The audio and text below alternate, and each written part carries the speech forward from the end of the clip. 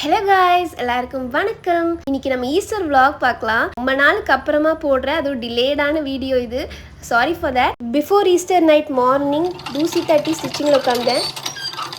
அதுலேருந்து அப்படியே நம்ம கட் பண்ணி வந்தோன்னா S, it's finally Easter. 12 o'clock ஷார்ப்பாக பட்டாசுலாம் வெடித்து ஜாலியாக கொண்டாடணும். ஏசப்பாவோட உயிர்த்தெழுதல் அதெல்லாம் அழகாக காட்டியிருந்தாங்க சர்ச்சில்.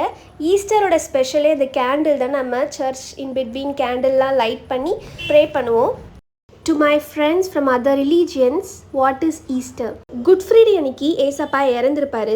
பட் அது ஏன் நம்ம குட் ஃப்ரைடேன்னு சொல்கிறோம்? என்னோடய ஃப்ரெண்ட்ஸே இது நிறைய தடவை கேட்டிருக்காங்க. ஏன் அப்படின்னா, ஏசப்பா நம்மளோட பாவங்கள் போகிறதுக்காக அவர் தன்னைத்தானே பலியாக கொடுத்துருப்பாரு. நம்மளோட சால்வேஷனுக்காக அவர் இறந்துருப்பார். அதனால தான் நம்ம குட் ஃப்ரைடே அப்படின்னு சொல்கிறோம். அண்ட் இறந்து 3வது நாளில் உயிர்த்தெழுவன் ஏசப்பா சொல்லியிருப்பார். அதே மாதிரி 3வது நாள் சண்டே அன்னைக்கு உயிர்த்தெழுந்திருப்பார்.